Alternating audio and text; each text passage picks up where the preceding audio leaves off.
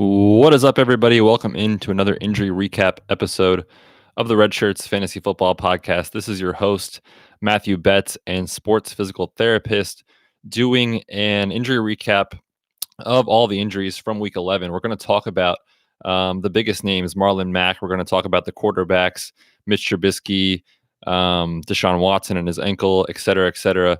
We're also going to recap some of the injuries that are going to be updated moving into Week 12, and I'll include them here at the end of the show.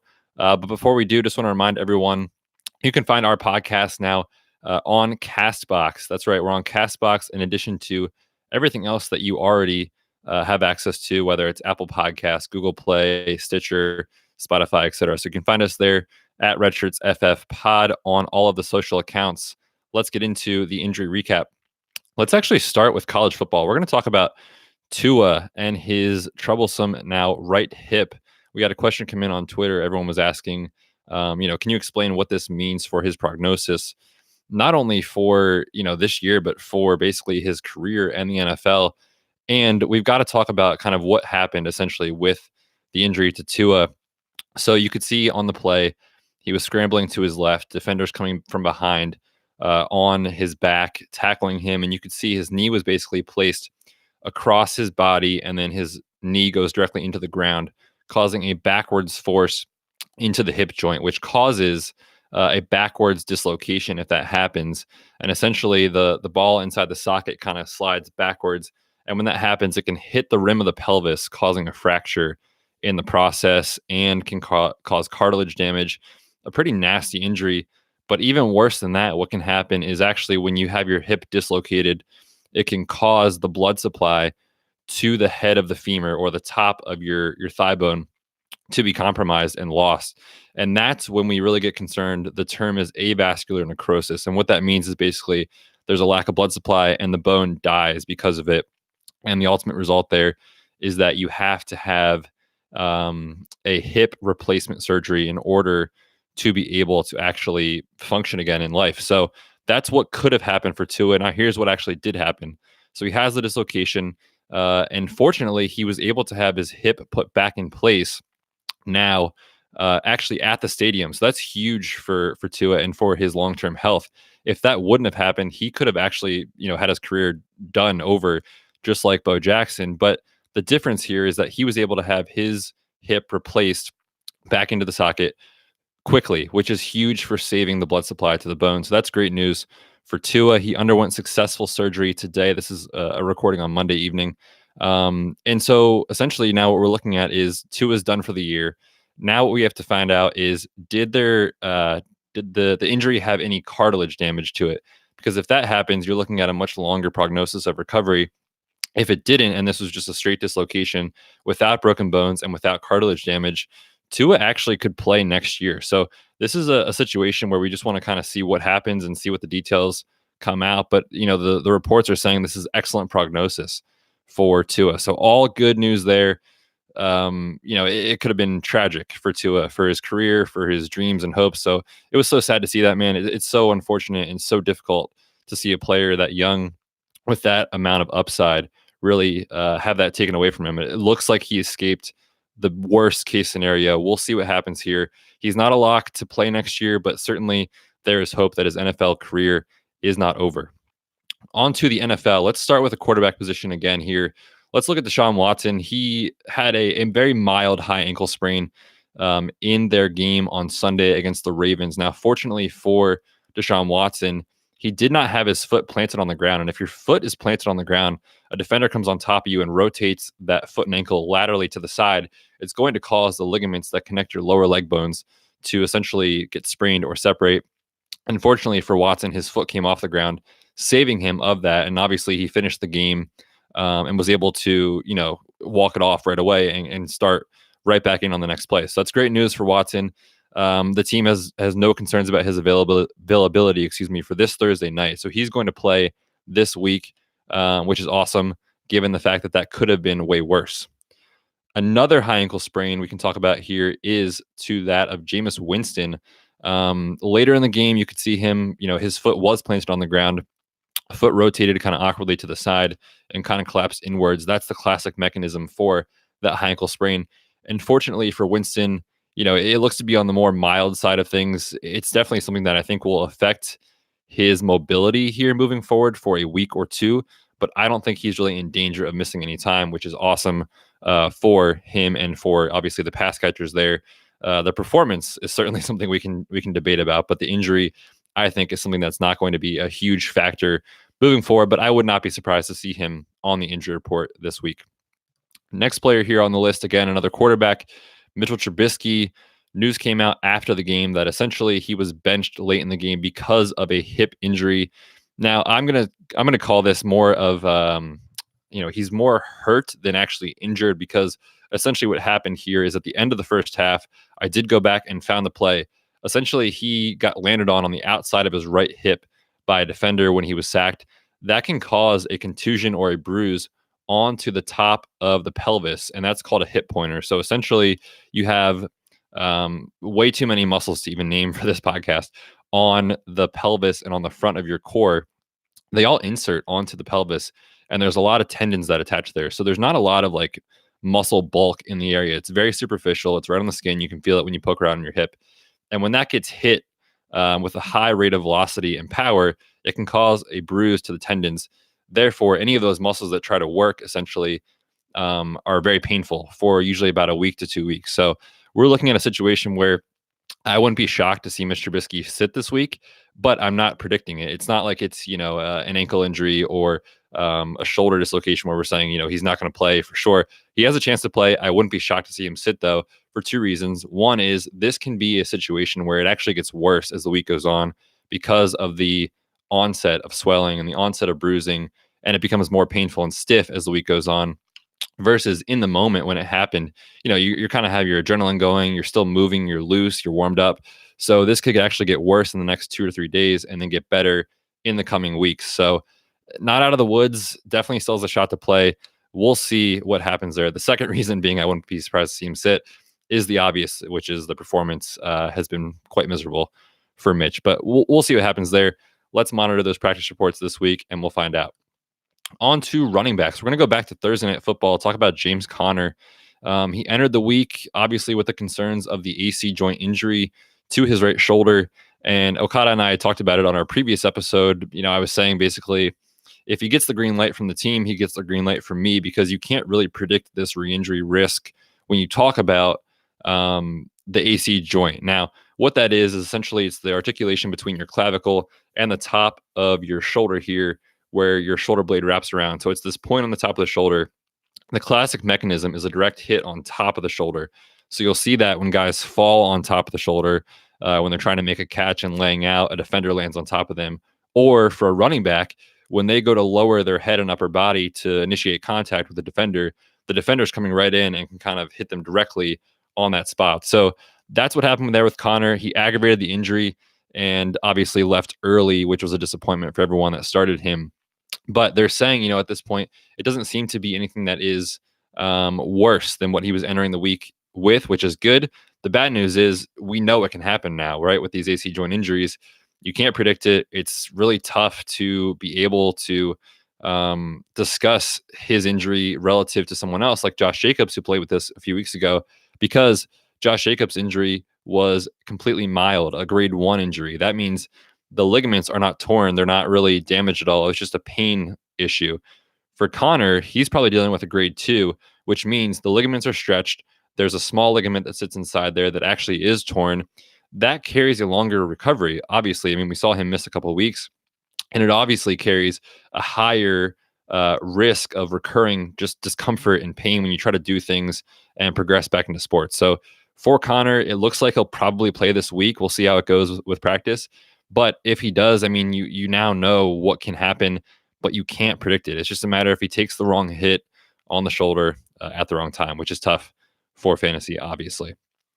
Next player here, this is the biggest one easily on the list. Marlon Mack suffered a fracture in his hand, and it's really unfortunate, man. He was having one of his best games of his career, let alone this season, and now he has a fracture in his hand, and what he's dealing with is a fractured metacarpal. So it's this bone basically that kind of sits here. It's your long bones of your hand that connect from the knuckle all the way down to the wrist, and that's the fracture spot where he has his. So what happens now is he had surgery. essentially what the doctors do is they put hardware inside to stabilize the fracture. And most of the time, when the general public hears fracture, you immediately just think 6 to 8 weeks is the recovery timeline. And actually, for him, it's going to be much shorter. We're looking at 3, maybe 4 weeks, and he'll be back out there. So obviously, we're entering week 12. He could be back before the end of the season. He could be back for week 15, week 16 of the fantasy playoffs, which is huge, obviously, if you're a Mac owner. And essentially, the reason for that is when they put hardware inside of a bone and it's broken, the hardware is doing the job of stabilizing the bone. So it's not really a risk if you hit it. There's not going to be a dislocation or a fragment that chips off or what have you.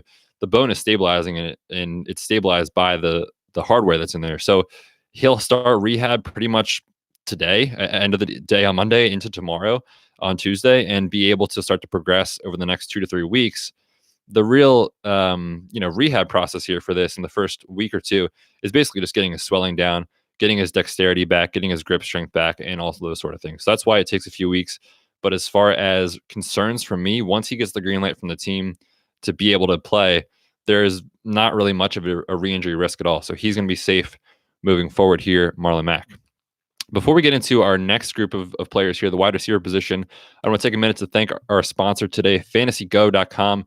These guys are awesome, and we are super excited to partner with them. Okada and I are thrilled. They've been great to us. I would recommend checking those guys out, PhantasyGo.com. What they do is allow you, the listener, and the fantasy player to have access to any of your favorite analysts in the industry. Excuse me. Some of my favorites are on there as well. So check them out. Great people that you can choose from. You can select me by searching Matthew B. You can search Matt O for Matt Okada. And basically what we do is behind the scenes, we can help you set your lineup, make some decisions for you that are difficult as far as start sit, waiver claims, trade advice, etc. And now they got this awesome setup where you can look at DFS lineups and get help from an analyst by doing that. Your first week is completely free, no credit card required whatsoever. So go check them out. PhantasyGo.com, search for Matt O or Matthew B. All right, on to wide receivers. Let's start again with that Thursday night football game. Deontay Johnson and JuJu Smith-Schuster we can talk about together. They remain in the concussion protocol. Both guys took some pretty nasty hits to the head here in this one. There's not really too much to discuss from injury analysis, but we do know that the vast majority of players in today's NFL are missing at least 1 week because of the rules now that the NFL is working under, and because of the research that we're getting with this type of injury. And with recovery, we know it's super important to do it right the first time around, or you could have successive concussions, which we know lengthens the amount of time it takes to get back on the field, as we've seen from guys like Sterling Shepard, who we'll talk about, Brandon Cooks, Jordan Reed, etc. So as long as these guys progress as they should, they have a chance to play this week, given that they played on Thursday and now we're looking at the following Sunday. So they have the extra time. We'll see if that helps moving forward here. But for JuJu, we need to mention there is also a second injury, which is the knee injury. I didn't actually get to see what happened to his knee. I'm just seeing this report today on Monday. And I feel like it's probably something that's more minor than not, because of the fact that he was ruled out with a concussion, not ruled out with a knee injury. But again, we'll see what happens here. Let's watch those practice reports and see what happens with JuJu.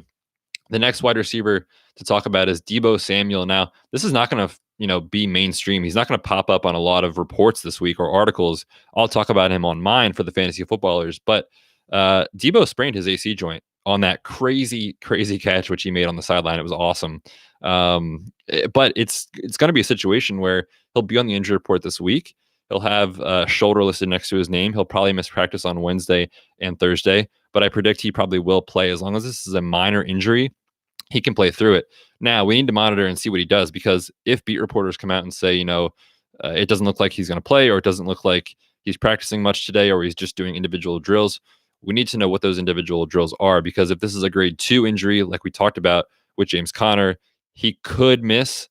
And we also need to consider what that does to the shoulder. So anytime you have an AC joint injury that's more than a grade 1, getting overhead is very difficult to do. So you can't really elevate to catch a football. And it's tough. It's painful overhead. So you can get instability in the joint, etc. It's really is a situation to monitor. He did finish the game, however, which is encouraging for Deebo. So we'll see what happens here moving forward. Again, I predict he probably will play, but let's monitor and see what happens this week. One other wide receiver we need to talk about is Auden Tate. Man, he got lucky. He had a pretty nasty lateral flexion injury to his neck. So essentially, lateral means just to the side, and then flexion is kind of the bending process. So he kind of got whipped to the side, head torqued to the side there, and really quickly closed down on the side, which can cause essentially a fracture to the little tiny fragments in your neck, which are responsible for limiting the amount of motion that you have going to the side there. That speed and velocity have me worried about a fracture. And then obviously when you talk about fracture, you have to talk about integrity of the spine and any other structures in the area that can get damaged. So it looks like for Auden Tate, he escaped that, which is great news. He put out a tweet today himself saying, thanks guys for the concern. I'm good. We'll see what happens here with Deebo. I'm predicting this is going to be a situation where he will miss some practice time this week because he's definitely dealing with like a whiplash type of injury to the neck. So pain and soreness and stiffness, I'm sure of it. We'll see what happens for his availability later this week. I would not be shocked to see him miss one game, but we're definitely not looking at a long absence here for Auden Tate. Next wide receiver here, we've got to talk about Phillip Dorsett. We'll keep it short. He had a concussion on Sunday in the game against the Eagles where he went up into the end zone for a touchdown catch from Julian Edelman, caught the ball, and his head hit the turf, and he also hit the defender with his head. So we're looking at a situation where he's in the concussion protocol. I don't know how likely it is that he plays this week. Again, we talked about it. Players often miss at least one game. So I'm predicting Phillip Dorsett probably will miss a game. We'll see what happens here as he progresses through the protocol. On to the updates. Let's talk about players who didn't play this past week, but we've got to talk about some injury updates for those guys. Let's start with Matthew Stafford, who obviously now has missed 2 games. We're talking about a fracture in the lower back. And the reason that we need to talk about him is because a fracture is not a fracture. So what I mean by that is there's different spots on the spine and there's different projections off the spine. So your spine is, everyone talks about it as just like a straight up and down structure, but there's little projections off the side, which are called transverse processes. These are attachment points for muscles, ligaments, etc. And whenever you have a fracture in the area, it can cause muscle spasm and it can cause discomfort. And once you get that calmed down, players can move better. They can kind of perform, at a better level. They feel more comfortable, etc.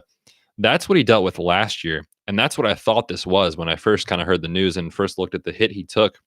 And all the reports I read were pretty much in line with that. However, we had some updates over the weekend talking about how Matthew Stafford's injury is probably going to be more of a long-term thing as far as what it should take for him to get back on the field. People said it should take at least 6 weeks. People are saying it could take 6 to 8, even longer. But he probably won't be out that long. And here's why, essentially.